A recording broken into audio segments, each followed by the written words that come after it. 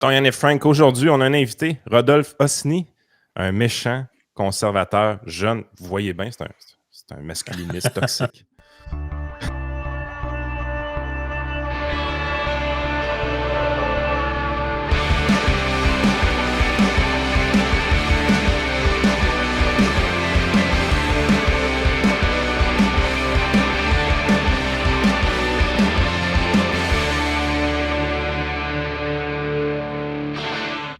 Merci Rodolphe d'être avec nous. C'est super le fun de pouvoir te parler. Les gens qui, je pense, te voient à Radio-Canada souvent sur le panel avec, il y a aussi Tasha Carradine qui est souvent là, Jacinthe Varel. Bon, les gens, je pense, te voient là, mais pour ceux qui ne connaissent pas d'où tu viens, peut-être juste présenter un peu ton parcours. Là. Yann, il a dit que tu es un méchant conservateur, mais je te laisse te définir toi-même. Oui, toute une introduction de Yann.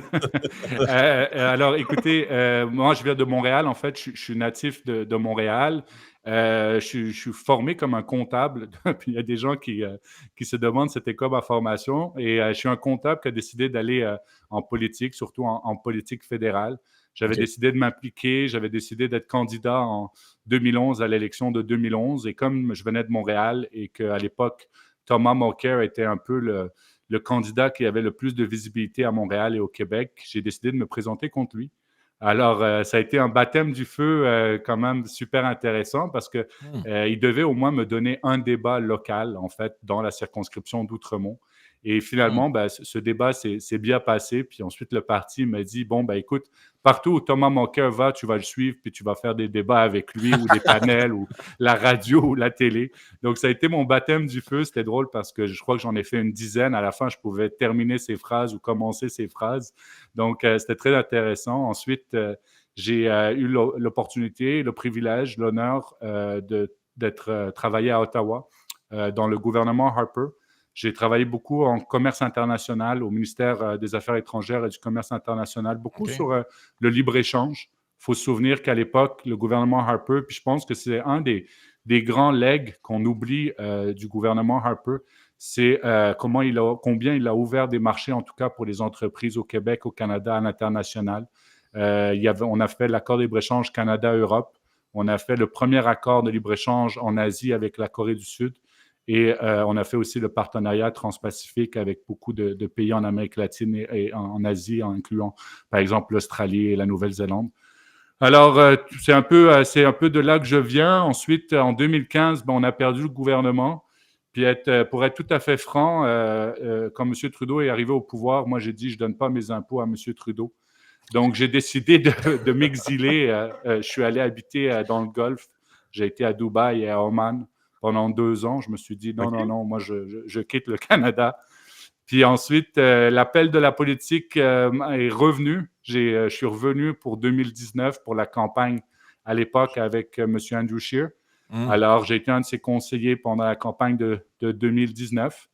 Puis finalement, en 2020, j'ai même, quand M. Scheer a démissionné après la campagne, j'ai voulu même me porter candidat et j'ai été officiellement candidat du Parti conservateur à la chefferie du parti.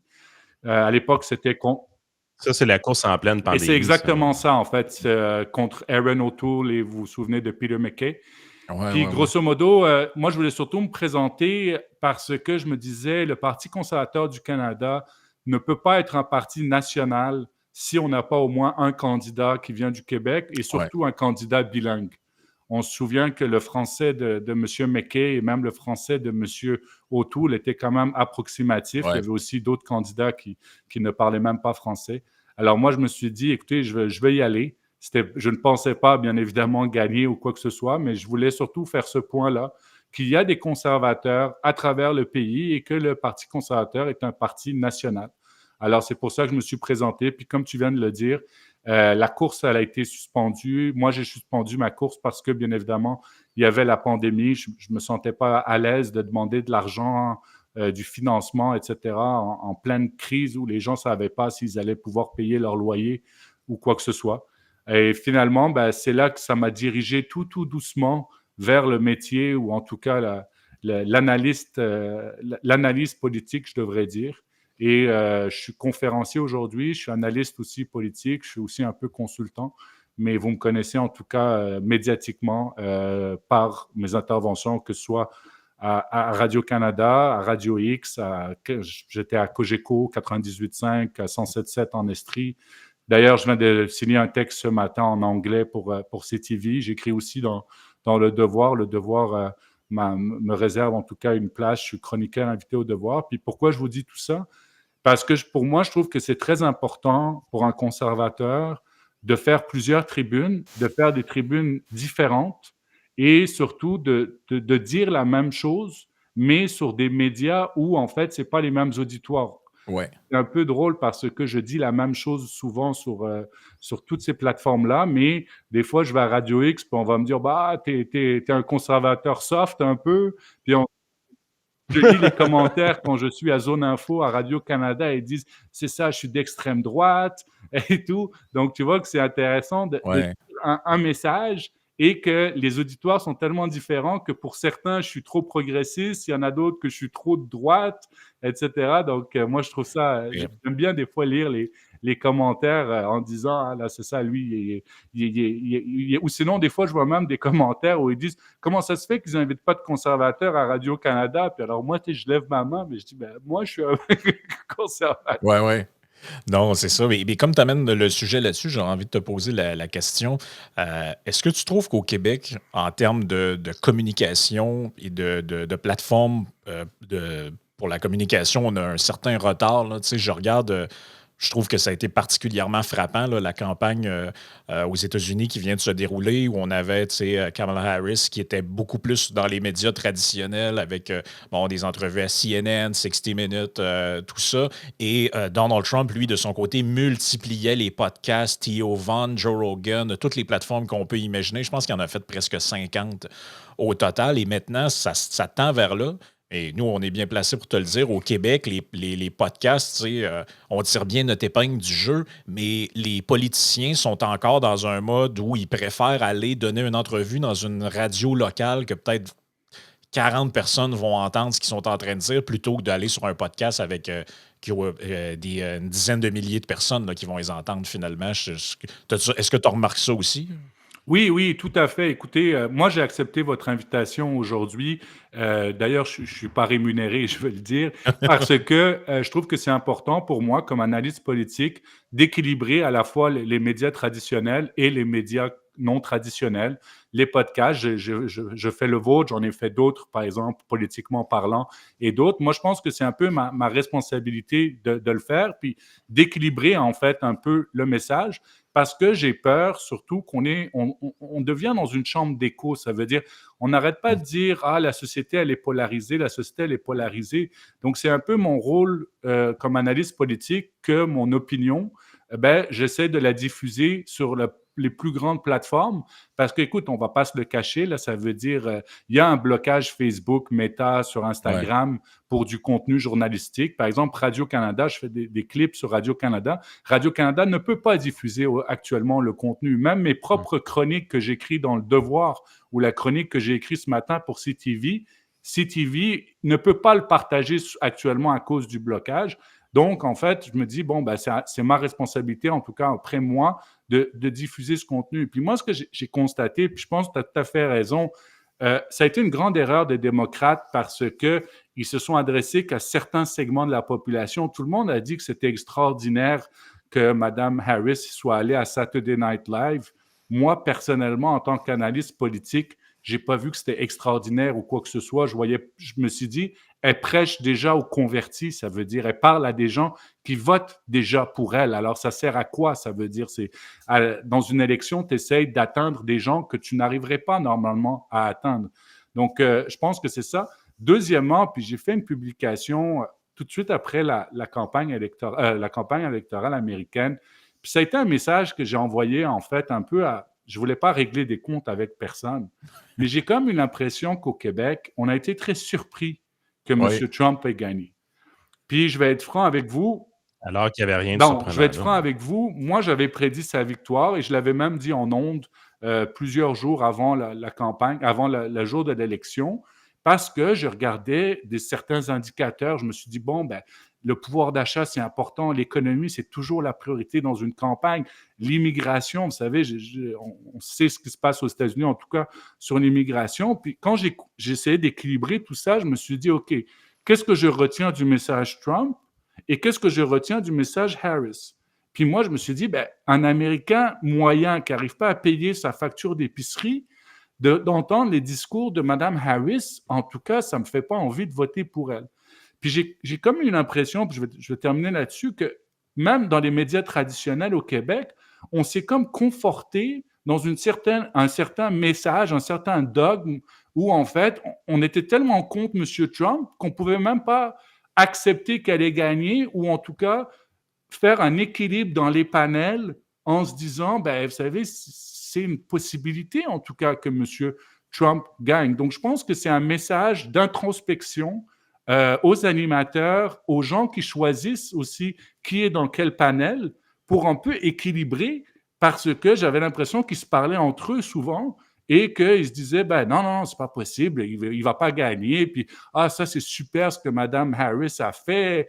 Puis moi, des fois, je disais, ben non, c'est pas super ou quoi que ce soit. Ou sinon, puis je termine là-dessus, je crois qu'il y avait eu, je sais pas combien de conseillers qui ont dit, ah, monsieur, moi, on voterait pas pour monsieur Trump, puis ce sont des républicains ou même qu'ils ont travaillé. Moi, je me suis dit, un message, si moi, là, demain matin, en tant qu'ancien conseiller du gouvernement Harper, si j'écris une lettre ouverte en disant que j'aime Justin Trudeau, puis que je trouve que c'est la meilleure chose après le pain tranché, ben, tu crois vraiment que je vais faire bouger l'opinion publique juste parce que, soi-disant, j'ai changé d'opinion, ou même si j'arrive à convaincre 10 de mes anciens collègues que personne ne connaît, je ne veux pas faire bouger la boussole, mais eux, ils étaient persuadés que, ah, ben ça, puis Taylor Swift, puis bon, moi, j'avais l'impression que toutes ces petites choses que les démocrates ont fait, ils ont gagné des petits cycles médiatiques, mais ils n'ont pas gagné la bataille, ou en tout cas la bataille électorale. Ah, c'est ça. Si je reviens un peu à Radio-Canada, on voit, ça reste qu'il y a très peu d'intervenants de droite et les seuls intervenants de droite, j'oserais les qualifier de centre-droite, dans le sens que t'en fais partie évidemment, Jacinthe Varel, Tasha Keridan, c'est des modérés à droite. Vous n'êtes pas des gens qui représentent une idéologie un peu plus précise, comme un nationalisme très poussé, par exemple, ou un libéralisme poussé, ou même un libertarien ou quelque chose de même. Radio-Canada s'aventure en territoire de droite, c'est vrai, mais pas si loin que ça sur le spectre politique. Ce qui est fascinant, c'est de voir effectivement les commentaires comme de quoi vous êtes d'extrême droite les trois. ça me fascine. Fait qu'on voit que vous dérangez réellement. Mais j'ai de la misère à les voir, à avoir la capacité d'aller plus loin dans le spectre politique. Alors que de l'autre côté, à gauche, il y a des amis saucés pas pires. C'est assez spectaculaire comment on est prêt à aller très, très, très loin dans le spectre politique de gauche à Radio-Canada. Comme organisme d'État, est-ce que Radio-Canada ne devrait pas avoir une mission un peu plus large? Dans le fond, si on peut aller aussi loin dans le spectre politique de gauche, est-ce qu'on pourrait aller un peu plus loin dans le spectre politique de droite, à ton avis? Ben, écoute, premièrement, moi, je me considère, puis c'est juste pour le bénéfice de nos auditeurs, moi, je me considère comme un conservateur. Oui, j'ai un côté libertarien parce que je pense, je crois à la réduction de la taille de l'État. Je pense qu'il y a une limite à l'intervention de l'État ou à l'État-providence, comme on l'appelle. Est-ce que je suis un progressiste du point de vue social? Oui, tout à fait. Et puis, je me suis déjà exprimé là-dessus, même durant ma course à la chefferie. Ensuite, écoute, le problème, puis c'est pas pour lancer la balle à Radio-Canada, je pense que c'est une difficulté à la fois de Radio-Canada puis des autres chaînes, ou même que je participe. Je fais aussi des panels sur Novo, je fais des panels sur CTV en anglais, ou même sur CPAC. Le problème, c'est qu'on dirait qu'on essaye de tout faire, puis à la fin, ça crée certaines difficultés parce que on essaie, oui, d'équilibrer les opinions. On essaie aussi d'avoir une certaine forme de diversité. On essaie aussi d'avoir un équilibre homme-femme. Donc, en fait, quand on essaye de faire tout ça, puis tous ces objectifs, je sais qu'ils les ont, puis qu'ils les gardent en tête, puis ils sont tout à fait louables.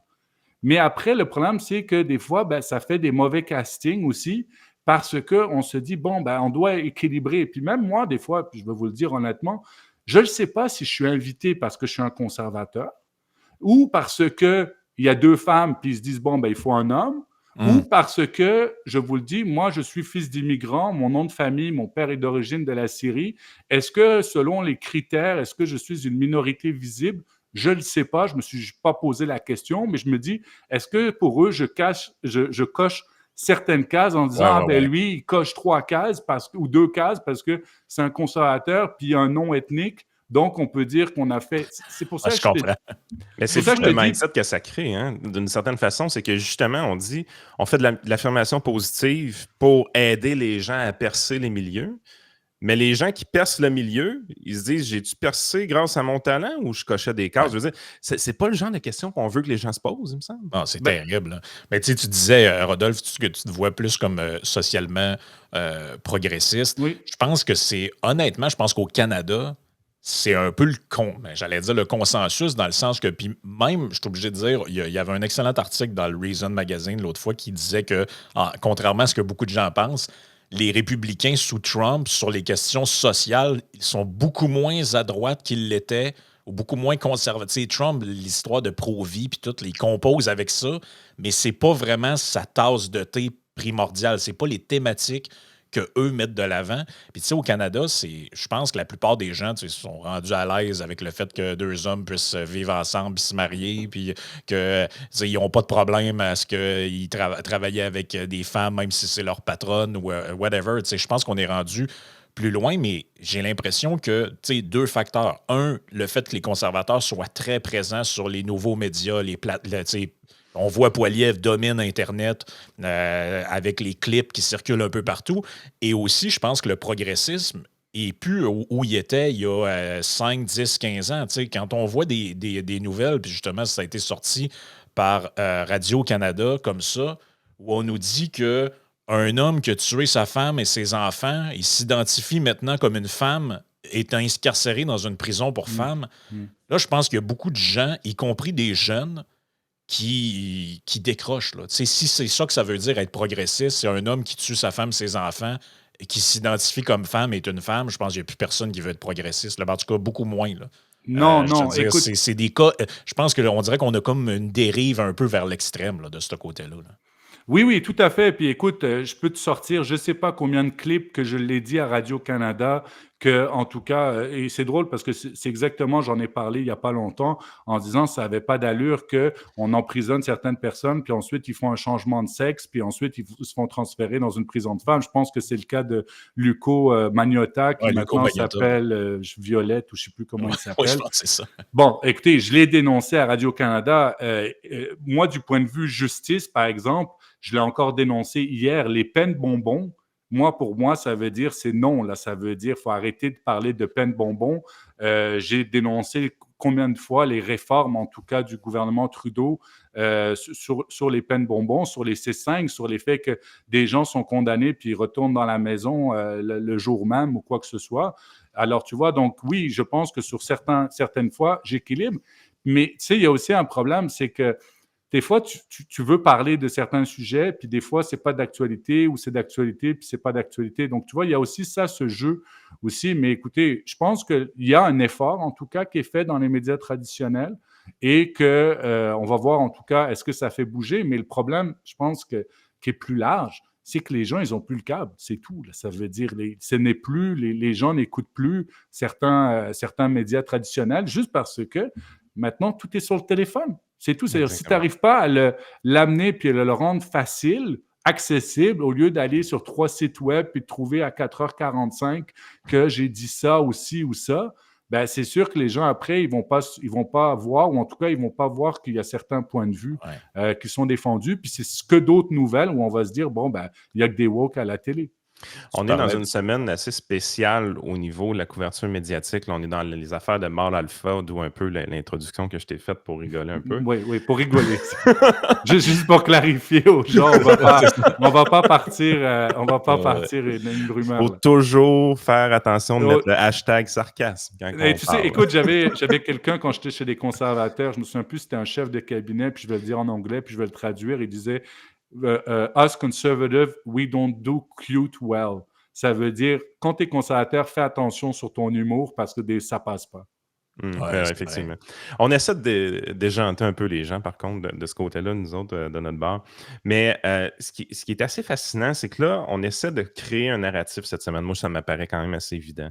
Parce que ça trouble beaucoup de gens présentement que le 18-34 ans au Québec, la première place revienne à Pierre Poilievre. Au Canada, dans une proportion beaucoup plus grande qui s'approche du 50%. C'est un phénomène qui est majeur. Et on demande à toutes sortes d'experts un peu patentés d'essayer d'expliquer le pourquoi du comment. Puis, on tombe aussi dans une facilité qui est un peu déconcertante. Puis, on a saisi la balle au bon avec le documentaire Mâle Alpha parce qu'on disait, regardez, voici à quoi ressemble un conservateur. C'est quelqu'un qui veut que sa femme fasse la vaisselle, qu'elle ferme sa gueule, il s'entraîne fort au gym, puis il lit la Bible le soir. Ouais, c'est ça. Là, tu es là, tu te dis, my God, que c'est une caricature encore, cette affaire-là. C'est assez incroyable.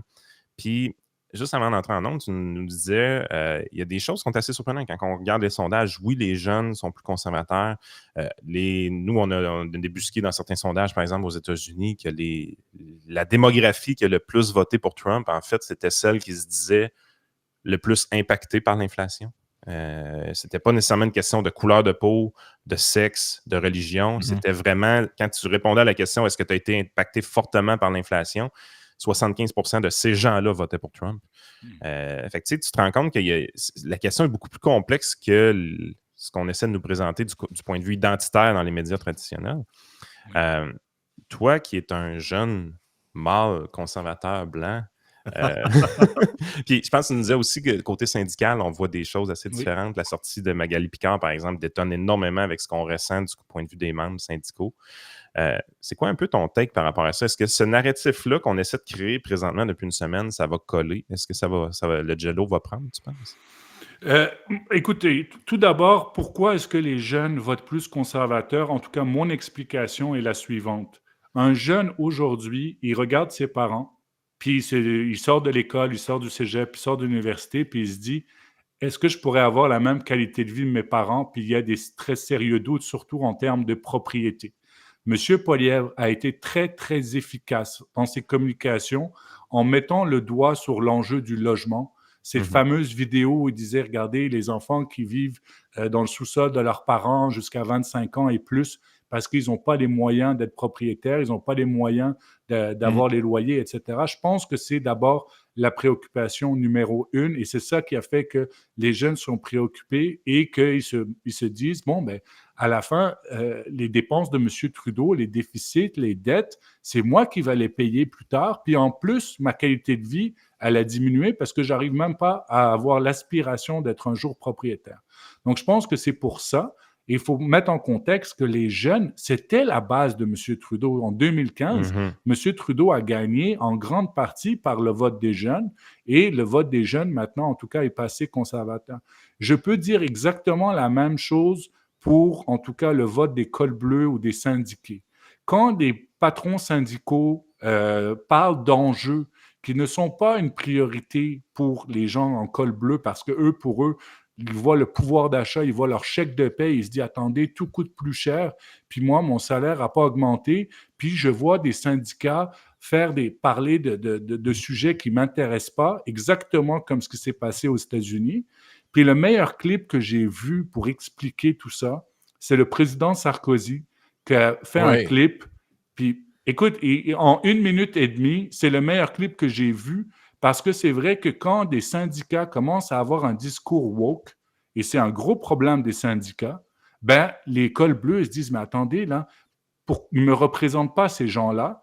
Et c'est pour ça que je vois qu'il y a beaucoup de leaders syndicaux, dont Madame Picard, que j'appelle avec affection Magali Dubaï Picard.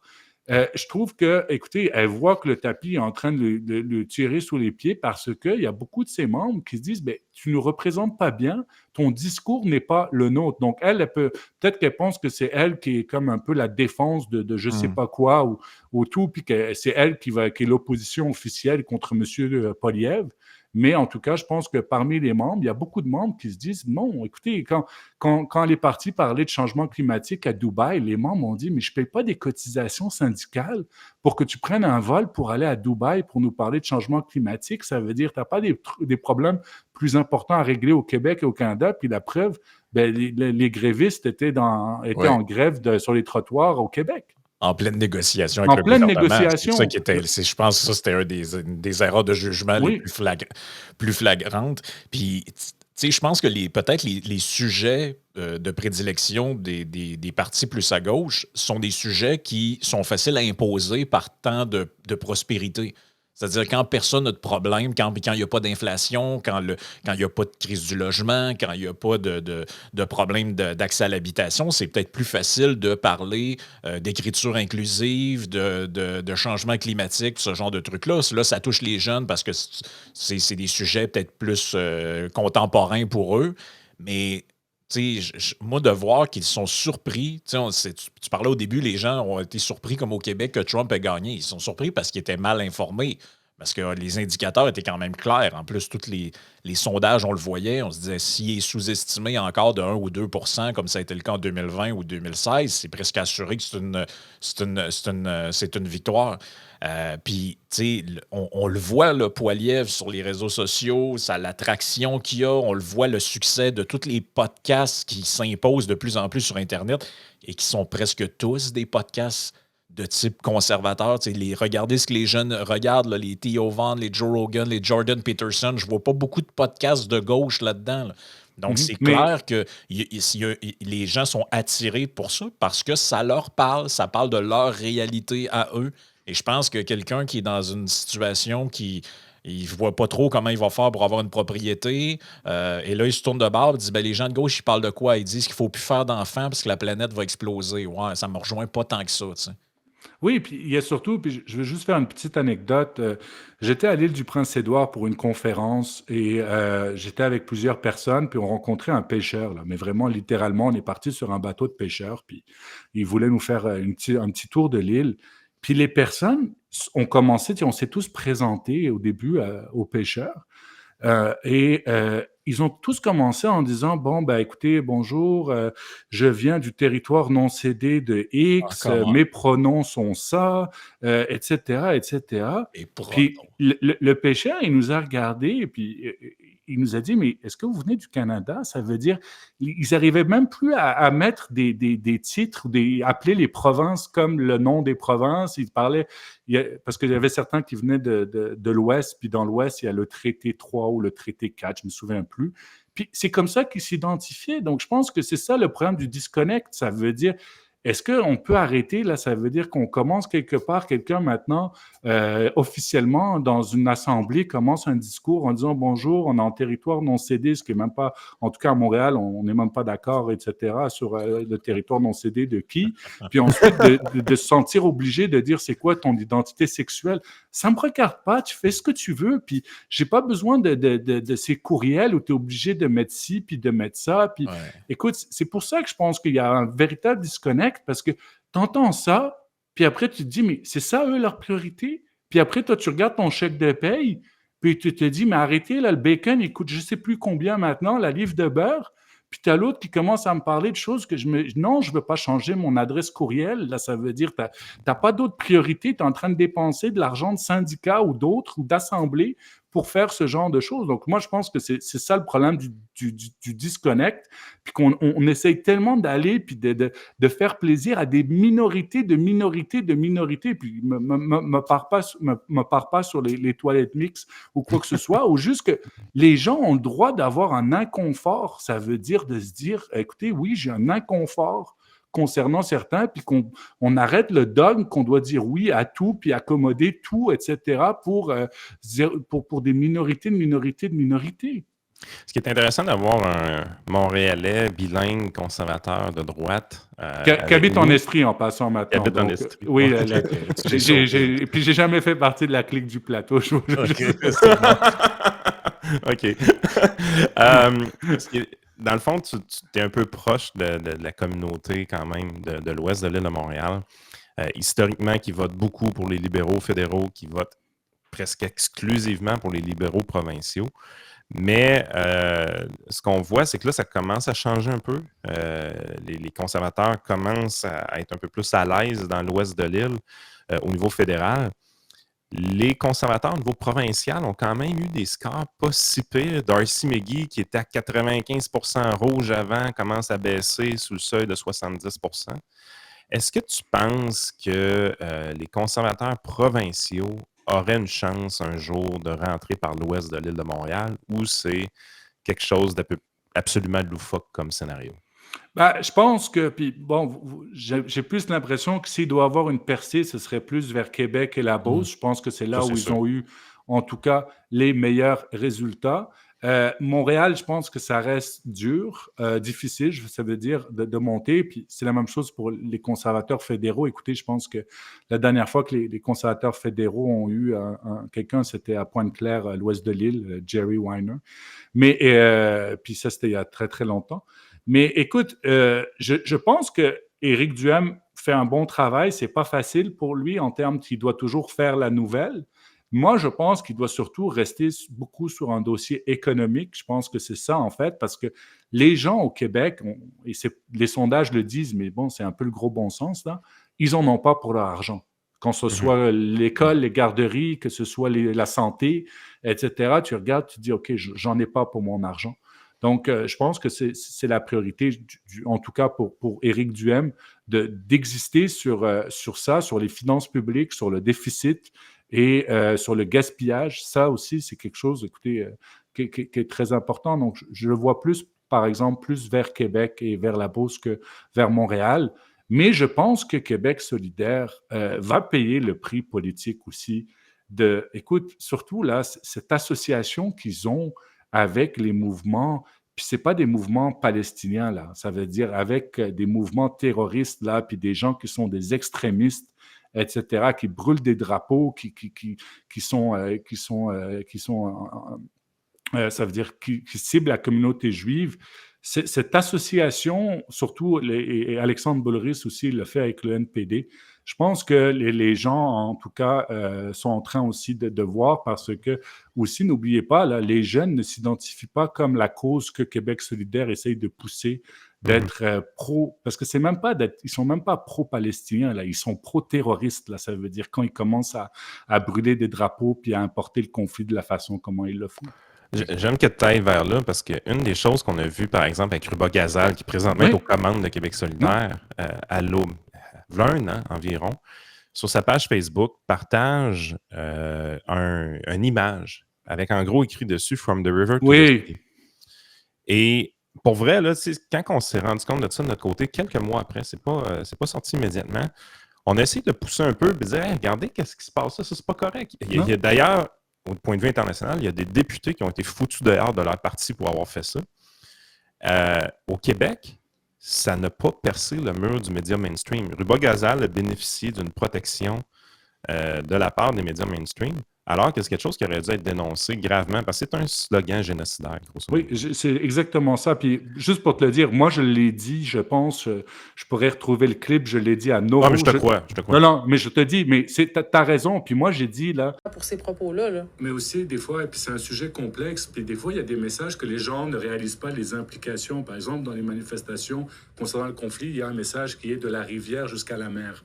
Ce qui veut dire, grosso modo, que la solution à deux États n'est pas véritable et qu'il n'y a qu'un État qui doit être là. Donc, prenez un camp ou un autre.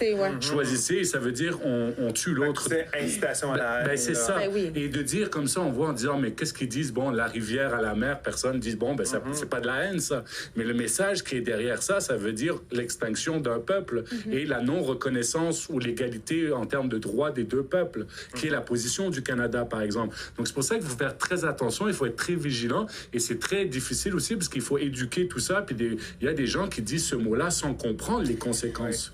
Ce slogan de From the River to the Sea, ça veut dire d'anéantir Israël. Ça veut dire que Israël n'a pas la légitimité d'exister. Et le fait que, madame, et tu as tout à fait raison, moi aussi j'ai été choqué, je l'ai dénoncé, qu'elle l'ait partagé comme ça sur sa page Facebook et qu'elle n'a pas payé le prix politique de ce genre de déclaration inadmissible, antisémite. Et oui, tout à fait, ça veut dire, il y a une chose de parler et elle aime bien parler de génocide palestinien. Ben, le River from the Sea, ça veut dire un génocide juif ou un génocide israélien. Je comprends pas que ça allait pas lever, cette affaire-là. Mais c'est une des raisons pour revenir au sujet, puis on pourra aller conclure après, mais on parle des jeunes. Tu sais, les jeunes en politique, ce qu'ils veulent aussi dans leur vie, ils veulent une maison, ils veulent avoir des prix relativement abordables, ils veulent la vie, comme tu disais, ils aimeraient avoir la même vie, la même qualité de vie que leurs parents. C'est la raison aussi pour laquelle Québec solidaire, malgré tout, vivote toujours au même pourcentage dans les sondages.